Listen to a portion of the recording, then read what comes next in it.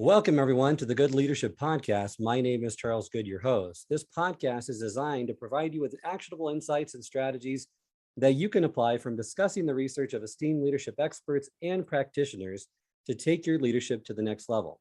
My goal is that what we discuss will be immediately actionable and useful to you, and I'd love to hear what you're planning on implementing. Today, I'm once again delighted to be joined by Jeff Haden, who's the contributing editor for Inc. magazine, articles read by over 3 million people per month. He's a speaker, ghostwriter, LinkedIn influencer, and author of the New York Times best-selling book, Motivation Myth: How High Achievers Really Set Themselves Up to Win. Welcome again to the show, Jeff. Thank you, Charles. It is a pleasure to be here, and especially so soon. I must have done something right last time. You did, and I'm so happy to have you again on the podcast. And I'd like to shake things up a little bit this time and give our listeners a different topic for us to discuss. And really, I'd love for us to have this episode be all about different stories that you have from people that you've interviewed and lessons, whether it's leadership lessons or lessons to be more successful that you've gleaned from those interviews. Does that sound okay? Cool. Well, then let's do that. All right. And here, let's do this. I've got a bunch, but I'll give you 4 so that you can choose from, and we'll start there and then we can kind of go from that. Does that work for you? Sounds great. Give me those 4.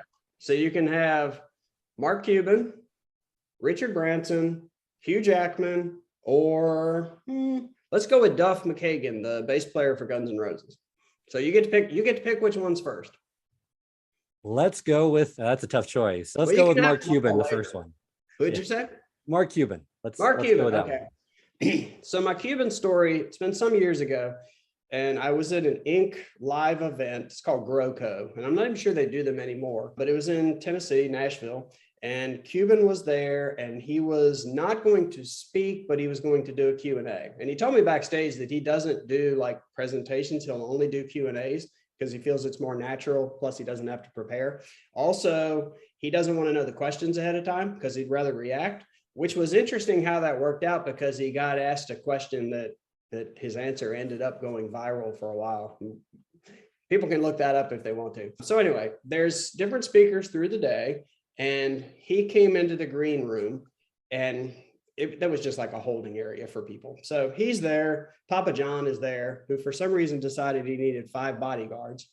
Don't ask why. He's there, and there's this young guy sitting outside who's kind of guarding, and I just used Dr. Evil air quotes. He's kind of guarding the door. They were volunteers from a local college that they were told, hey, you can come, if you volunteer a little bit of time, then you can go in and watch some of the presentations and stuff. Mm-hmm. But he had gotten stuck there for like 8 hours, hadn't been able to see a presentation, hadn't been able to do anything. He's just sitting there. And so I walked over and I was talking to him because I was in and out of that room. And I commiserated with him. And he said, it's okay. He said, but Mark Cuban's going to be here, right? And I said, yeah, he should be here soon. He said, if there's anything I want to do today, I would love to meet him. So I said, oh, that's cool. So I went inside and I thought, okay, here's this kid. He spent all this time. I'm going to give it a go. So Cuban's inside, other people are around. It's his time to go to stage. They're a little late leaving. He's got this group of people hustling him out the door, trying to get in there to keep the thing going. And so I just decided, oh, what the heck? So I stepped in front and said, hey, Mark, if you got a second, this kid's been sitting here all day, hasn't gotten to see anything, dying to meet you. Is it possible? And all the people around him that were trying to get him to the stage, daggers are coming my way because it's like, look, we got to go. We're late. We're whatever. He stops and he goes, hell yeah. So he walks over, talks to the guy. They take a picture together, chats him up. Kid's beaming. Everybody else is looking at me hatefully because I've just interrupted the schedule. Shakes the guy's hand, heads off to the stage. So it's a simple little story. And my part of it is insignificant and irrelevant. What mattered to me was here, Cuban's there and he could Bigfoot anybody he wants to. He doesn't have to talk to anybody. He's who he is. He can cruise by, doesn't need to take time for anybody, doesn't get anything for taking time to talk to this kid. And so to me, that I thought was an interesting leadership moment because really the sign of what kind of leader you are and what kind of person you are is what you do when you don't have to do it. And what you do when maybe it's not what you should do in terms of your schedule or whatever else, but what you should do as a person who cares about other people. And so I've always thought well of him just for that moment, because he recognized that here's a kid who's stuck in a chair all day that wants to meet him. And he has the opportunity just for a second to make someone's day. And the kid probably still dines out on this story. You know, he's probably shows the picture to everybody out there, which I think is really cool. And then maybe someday, if he is in a similar position, he will act the same way because he remembers how it felt when somebody took the time to recognize and notice him. And he will probably be much more likely to take the time to recognize someone else. Love that story and the impact that can have on one life, right? And I love how that's just a simple act of generosity, probably no one's heard about. He doesn't make it known, but it just shows the type of person he is and how generous he is with his time, even when, like you said, it had no meaning for him necessarily. It didn't benefit him in any way, but it's him giving back, which is great to hear. Yeah, I thought it was really cool. So, yep. Great story. Well, let's move now to the entertainment space. And you said Hugh Jackman, so that piqued my curiosity. So let's hear the Hugh Jackman story. All right. So I'm in New York, and this one's not an interview. This is just a random encounter. I'm in New York, and I had been interviewing someone, and then I was going to meet a friend at his restaurant. And so kind of near Central Park, pop out. This is back, probably 2011 or 12, maybe. So it's been a long time ago. Looking at my phone, trying to figure out how I'm going to get to the restaurant, a little bit confused. And this guy steps up beside me and says, "Are you lost? Do you need help?" with an Australian accent. And I looked over and I thought, okay, it's Wolverine. So I didn't go, "Oh my gosh, you're Hugh Jackman, you're whatever else." Because, well, I'll talk about that in a second. But I just said, "Yeah, I'm going to Le Bernardin. Got to figure out how to get there." He goes, "Oh, that's a great restaurant." He talked about that. He asked me why I was in town because I had a briefcase with me so he could tell that I wasn't local. Chatted me up a little bit, really friendly. And he said, "Oh man, I'm taking too much of your time. Let's grab you a cab." So he puts out his hand, hails a cab. Those three claws didn't come out. So I was disappointed by that. And waved down the cab, stuck me in the cab, waved, went on his way. That's another really simple kind of didn't have to do anything moment, but he was just being a nice guy and he wasn't trying to be recognized. And I actually think, and if there's any lesson in this beyond just the fact that it's nice to do nice things for people, it's that if you do meet someone who has some level of celebrity or notoriety, they don't particularly want you to talk about whatever it is that they are famous or notable for, because they do that all the time. And it changes the nature of the interaction from two people on the street, one who needs to go to a restaurant, the other one who's going to give you a little tips and advice and direction. And it changes it to famous person who likes the famous person. And no longer is there a humanness to that. And I guess that's why Paul McCartney won't take pictures with fans, but he will shake hands and chat because he says that makes it a personal thing. So I didn't talk about any of that at all. We just talked about New York and restaurants for a minute and moved on. And I like to think that that was good for him because he just got to be a regular person who had done something nice for somebody. But the larger lesson in that is that if you see someone who clearly is struggling with something, and especially if it's an employee, that's your prime moment to jump in and not be heavy-handed and give a whole bunch of direction and let me make sure we train you right and whatever else. That's your moment to just step in and say, "Hey, what can I do to help?" And the key word there is do, not tell, because what can I do? How can I help you physically or with whatever it is you're doing? That makes a bigger difference than just how can I help? I'll go get someone to help you with your problem. So I went a little bit around the barn, but my Hugh Jackman story, I've always enjoyed that because it was so surprising, yet it was just a regular guy on the street, living his New York life, helping out some Virginia boy who didn't know where he was going. And if he can do that, then I'm not sure why all of us can't do that more often. No, great story and great way to relate it, because it's, because I've had some experience as well with famous people, and to make that human connection, you don't put them up on a pedestal, you just connect with them as another human being, and having that type of connection means a whole lot more to them than for you just to idolize them, fawn over them, or say the same things that everyone says, right? Because it just makes them feel like, okay, I need to go into this role now. I'm this type of person. It's someone that I played. It's not really who I am. And they really don't care about me as a person. They just like the character that I played. So I think that takes something away from the connection, right? Right.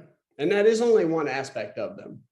There are other sides, which leads me to another story I'll tell really quickly that's along the same lines. So anyone that's a fan of the band Rush, so Neil Peart was the drummer. He's passed away, sadly, but he used to ride, like he wouldn't ride tour buses between gigs. He would take his motorcycle and ride, and it was just what he did. And then he would go on long motorcycle journeys when they weren't on tour. And so I was in West Virginia. I lived in Western Virginia, and I was in West Virginia riding my motorcycle, went to this little out of the way diner, country store, whatever, got a sandwich, went to sit down outside of the picnic table, and there he is.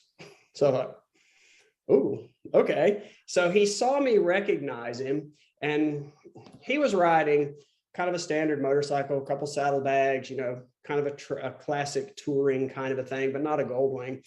And I think I had a GSXR 1100 that I had tricked out and done some stuff too. And so it's sitting there. And so he looked at me, noticed that I recognized him, looked at my bike, and he said, a little bit over the top, isn't it? And so I said, I don't know why I said it, because I was busy thinking, oh my gosh, it's Neil Peart. But I said, well, I don't know, surrounding yourself with a 50-piece drum kit seems over the top to me too, because he was known for all that. And he laughed and he said, touche, and he held his hand out like, hey, sit down.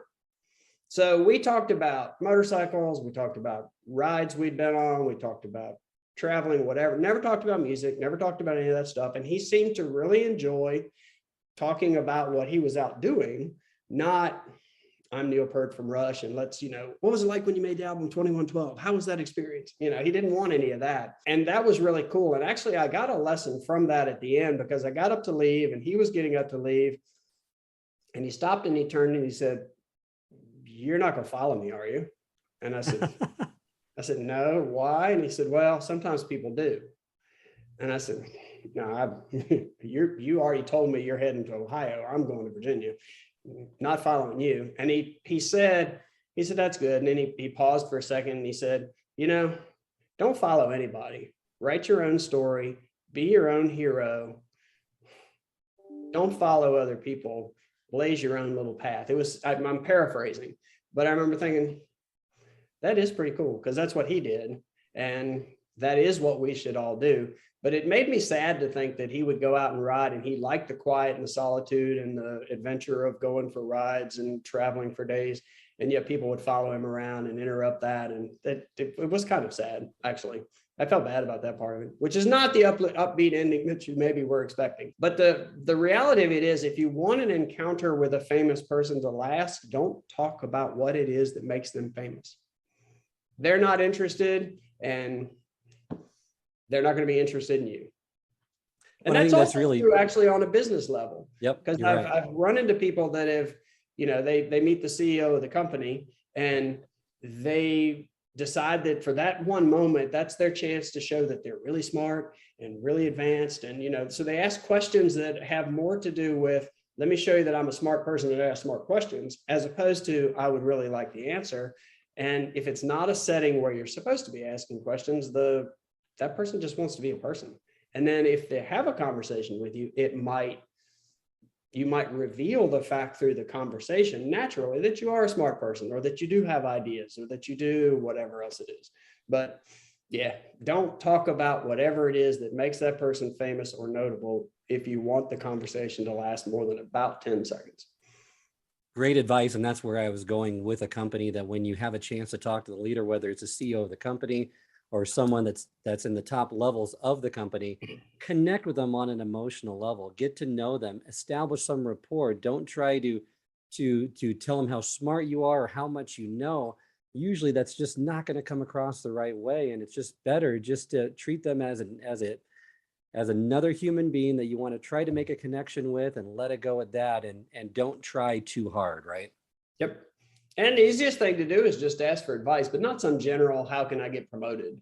Right. Advice. If you know them well enough to know that they're notable in some fashion, then you should know enough about them to know that there's something they did that you could benefit from if they talked a little bit about how they did it, or why they did it, or how it felt, or anything else like that. And that's a great place to go. Couldn't agree with you more. Well, let's move then to one of my favorite bands, Guns N' Roses. Oh. So my Duff Mckagan story, I was interviewing Duff and somehow in the conversation, and it did turn into a conversation, which I really liked, but somehow in the conversation, I mentioned, we were talking about confidence and stage fright and all of that stuff. And somehow in there, I mentioned that I was going to do a TEDx talk later that year. And so he thought that was interesting. So we ended up spending 20 minutes talking about that process, which I remember thinking, all right, I already know kind of how this works. I'd rather talk about you, but that's okay. And so I got to the end and I said, or when we were wrapping that part of it up, I said, I'm kind of nervous about it because I do a lot of speaking, but you get your one shot. It's a very manufactured and managed process. You got the video, you got that stuff. They give you a speaking coach, whether you want one or not. They make you go over your stuff. There's prep time involved to it. So you don't just get to go out there and do your thing. And so I was a little nervous about that because I like to be prepared, but I also like a little bit of ability to kind of flow with what the audience gives you back. And that's not what they want you to do. In fact, this place had like a little carpets. It was a circular piece of carpet. You had to stay on the carpet because they had camera angles set up. And so like you could walk about a half a step. So it was all very artificial feeling. So because of that, I told him I was kind of nervous about it. And he said, why? And I said, well, you got the people that are taping it, you got the TEDx folks, you got whatever else. There's a lot of expectations there. And he said, you're thinking about it all wrong. You're thinking that every one of them is about to judge you in some fashion, but what every one of them is rooting for you. They want you to kill. They want you, in Gary Vaynerchuk language, they want you to crush this because they're there to be informed, entertained, educated, whatever else it is. They want you to be great. He said, when we go out on stage, they want us to be great. They've saved their money. They've made plans. They've come to see us. Now, if we suck, they're not going to be happy, but they're not sitting there going, okay, prove to me that you're worth my time. They want you to kill. And so it was an interesting moment to kind of flip how that usually goes, because let's say you go for a job interview. Right. Most people walk in the door thinking, oh my gosh, they're going to hate me. I'm not going to do well. I'm not going to answer the questions well. They're going to be, critical. They're, making X marks on my little interview sheet. But actually the interviewer wants you to kill because they want to find a great person to fill the job opening. So they are hoping when you walk in the door that you are going to be the person that they have been dreaming of hiring for this job. Go into a meeting. If you're leading the meeting, people aren't sitting there going, okay, prove to me that we should be here. They're hoping it will be a good meeting because nobody wants to be in a dull meeting. So most of the scenarios like that in your life where you're nervous because you're afraid that people will be critical or judgmental or something, they actually want you to kill. And so whenever you're in that spot, just flip it around and say, okay, they want me to do really well. All I have to do is go out and do that, which I found to be better. It was also really nice that the afternoon, and I didn't realize this was going to happen, but the afternoon when I was supposed to do it, I get a text and it's from him. And he says, remember, they want you to kill. And then he had talked about what he tells his daughters, where he says, when you're about to go do something, because a couple of them are musicians, remember, head up, chest out, you're a Mckagan. And so he said, head up, chest out, you're going to kill. And I thought that was actually really nice that he did that. But the whole idea of that people want you to do well flips that nervousness thing. I was still nervous, don't get me wrong, but it is kind of like, okay, I'm going in front of an audience. They want me to do really well, as opposed to, oh my gosh, I got to win them over, which is a whole nother approach entirely.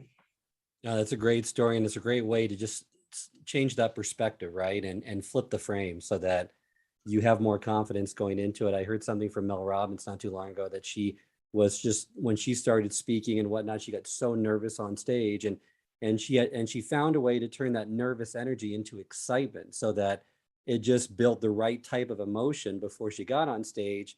So she didn't have all these anxietous feelings or feelings of inferiority. It was, okay, I'm really looking forward to this. I'm ready to kill this. And I love just what your story demonstrated as well. Let's change that perspective. And and give you the confidence, because that's probably what they are thinking. It's not a stretch to assume that. Right. And it's so much better coming from that standpoint, right, than it is from a standpoint of, okay, they're just waiting for me to slip up, just one thing, but so much pressure on your back when that's the case. That's interesting you say that, because Joey Logano, he's an NASCAR driver, and I was talking about pressure and expectation. And he said, the best way to look at this is pressure is a privilege. The fact that you are in a position where something is on the line, where the outcome is one that might be very great. When you are in a situation where you feel pressure, you should see it as a privilege, because that means you are about to do something important. And so that's kind of what you were saying, is that, all right, if I feel pressure, I should actually be excited, because if I work hard and prepare myself and do well, look what the outcome could be. Right. Instead of, oh my gosh, if I don't do well at this, then I lose this opportunity. So I really like the idea of pressure being a privilege. And if you don't have pressure occasionally, you're not stretching yourself, you're not pushing yourself, you're not putting yourself into a position where the outcome could be something really wonderful. You're just kind of cruising. So if you don't feel pressure, then, well, maybe you're not trying to do as much as you are capable of doing. I completely agree with you. And even when it comes to and kind of moving into that space where I see all the elite performers, especially in sports, because it's really a microcosm of life and it's such a central focus in our society. But the elite athletes, take, for example, the NBA, since the finals are going right now. When you look at a Michael Jordan, when you look at a Kobe Bryant, what separates them, the elite, the top that I see especially, is that they want the ball in the most critical moments. They look at it as an opportunity. The people below them that aren't at that level feel like, I don't want the ball in this pressure situation. I might screw up. They have a completely different perspective because they've put in the hours, the preparation, they're confident. They have that humble confidence that they just know that, okay, I want the ball. And even if I screw up, hey, give it to me. I'm going to do the best I can. And more times than not, I'm probably going to put us in a better position to win. That's another interesting point. I was talking to Daniel Ricciardo, the Formula One driver, earlier this week. And I was saying to him, what would be crushing for me is, he's on a team that they have hundreds of employees, hundreds of $1 million budgets. Think about the pyramid that is, and he's one of the two people at the very peak of the pyramid that sits in the car. And so if the beginning of the race, he goes into turn one and he crashes, there's a whole lot of people that are going, okay, we just spent a lot of money and a lot of time and you blew that for us. And that would paralyze me. And I asked him about that and how do you deal with that? And he said, part of it is he thought that partly self-selects people at that level, that if you can't get past that, then you're probably not going to ever be at that level, which is true because I will never be at that level. So fair enough.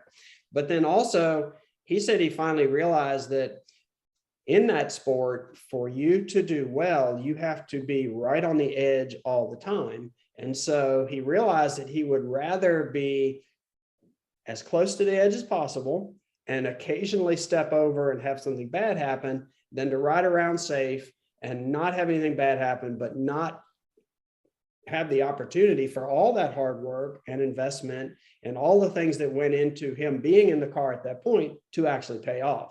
So it was almost like, I don't feel the pressure of screwing up because of all the work that you guys did. I don't feel the pressure of messing that up. I feel the pressure of trying to realize that by doing everything I can to get there. So, and that's the Michael Jordan thing. He's saying, okay, we got this far, 2 seconds left, give me the ball because I'll do my best to take us home. Instead of, ooh, don't pass it to me. I'm just going to drift over here in the corner and be a decoy because I don't want to be the one that lets everybody down. It's an interesting place to be. And I think there are very few people like that. But if you're a business owner, that's the position you're in because you are ultimately, you're the one taking the shot. So if you can't find a way to do that, and if you're worried, if your team has put together a prototype and put a whole lot of work and time in it, and you go to this major customer and you're going to try to sell, you can't be afraid and be safe because you don't want to screw up all the hard work they put into it, you want to do the very best you can. And you want to be the one that takes the shot, because otherwise they won't have a chance to realize the success that they are hoping for because of all their hard work. Agree with you completely with that. And that's, that brings to mind another story with Tom Brady and that man in the arena, right? With Teddy Roosevelt, is that the founders, the CEOs, they're taking the shots. They're in the arena. They're not going to be perfect, but they're getting the reps in that they need, like you talk in your book as well, to be better at that. There's only so much you can analyze. There's only so much you can practice. At some point, you got to get in the arena. You got to get in the ring. You got to get in the reps and take the shots. And that's how you learn. And that's how you get better. And that's true even down at the junior supervisory level. You don't have to be a CEO. I remember when I was first a supervisor, what seems to be silly now for me to have worried about seemed really daunting and overwhelming. Giving somebody feedback that was negative for the first time, zero fun. And so, but it got better and it got easier because I was willing to say, all right, I know this is hard and I know it's probably not going to go that well this time, but I'm going to develop some skills that will make this better, and it will better serve the people that work for me. But it meant pushing myself past some comfort place. And that's the only way that you get anywhere. And not only that, but it's pushing consistently enough over time. I love the story that you tell in the book. I know we weren't planning on telling this, but with Kirk Hammett with Metallica, I mean, just a great story because he's reached the pinnacle. Metallica, you could argue, is one of the greatest, 80s bands of all time, sold the most albums. He's at the pinnacle, and yet he's not satisfied. He's always trying to get better. He's always trying to push himself and find ways to improve. And many times it's easier to get to the summit in whatever profession, field that you're in, so much more difficult to stay there because you get complacent. You start thinking more about, okay, it's all about me. Here's what I did. You don't look at all the extenuating or external circumstances that got you there. And then you stop doing the things that got you there to begin with. You stop working hard, you do more interviews, you do other things. And there's all these other influences that come into play with that. But a person like that has the right mindset, like Kirk did, that's a way to be consistently the best you can possibly be over a long period of time, right? It also depends on what your goals are. If his goal was to be a rock star, well, once you've got that, well, what work are you going to put into being a rock star? Because you're there. But his goal was to be a musician who got to play music with his friends. And so as their skills elevated and as their talent elevated, he had to also keep up, or else you get left behind. And so and he sees himself as a musician, not as a rock star, even though he is. And so if you are a musician, then you are constantly exploring and trying to develop, and you want to do new things, and you're excited to learn new things and to expand your craft. So that to me is the difference between I want to be a supervisor, which means, I want the clipboard, I want the schedule, I want the stuff that I do, versus wanting to be a leader, which is a whole different way of looking at it and is a lifelong process, because nobody is ever as good a leader as they could be. But you can be a pretty good supervisor as long as you've got a few tools and processes and guidelines. You can be a supervisor and you can stay there forever and never develop. No, you're right. And just having those, as you go higher and higher up in that ladder of any company, people skills matter more, the soft skills, and it's an art. It's you can always get to be a more effective communicator, always get better in certain areas. There's never a ceiling, and that's that constant improvement mentality that really takes certain people to the top more often than not. Well, that's a good segue into my Richard Branson story. Let's hear it. All right. So I was in New York, and somebody had done a documentary about the time that he and another guy flew across the Atlantic Pacific in a hot air balloon all the way across. First time it had ever been done. So he was doing promotion for that. And the way that works oftentimes is that, he's in a conference room at one of the Virgin offices, and to extend the flight metaphor, they stack up people like me in a queue, and you get ushered in and you get your 15 or 20 minutes and you breeze back out, which is fine. And so I was at the end of this period of a whole bunch of people. And so I walk in the room, and I knew he was tired, and I knew, he was kind of over it. And someone had just brought a sandwich in and set it down for him to eat, because he probably hadn't had a chance to eat. So I watched this little drama play out where, I sit down and I look at him. And so he's looking at me, he looks at me and he kind of glances over at his sandwich, snaps back to me and kind of glances at his sandwich. And so I said, please, I know you haven't had a chance to eat. I won't eat my lunch during a job interview. So, I'm the last person to tell you that you can't do that. And he's like, oh no, I couldn't. And I said, no, seriously, please go ahead, have your lunch. Oh no, I couldn't. So we go back and forth for a while. And he finally says, the only way that I can eat is if you share this with me. So I was like, okay, fair enough. So Richard Branson gave me half a sandwich. The main moral of that story is that, one, he's Richard Branson. He can eat if he wants to. He can do whatever he wants to. I was tickled to be in the room in the first place. No one would think twice about the fact, if all he had to do was say, I'm sorry, I haven't had a chance to have lunch. Do you mind? I wouldn't have thought anything of it, but he couldn't do it because to him that felt rude and discourteous and wasn't the kind of person that he wanted to be. And so he gave me half his sandwich and he watched me and I had to take bites every once in a while because, so it was almost like I would take a bite and then he would take a bite. But what I thought was really cool about that is that you were talking about you reach a certain level and there's still this humanness and this striving to be a good person. And he's who he is. He's a star. He's a starpreneur, if you want to call it that, if there is such a thing.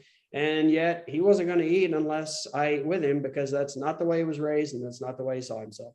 And I thought, okay, if he can do that, then all of the CEOs that walk in late and, interrupt what's going on in a meeting and Bigfoot the meeting and then bail when they're done. And it's all rude and discourteous, but I'm a powerful person and my time is more valuable than yours, all that other crap. If Richard Branson can be human in a moment like that, well, then pretty much everybody ought to be able to be human in moments like that.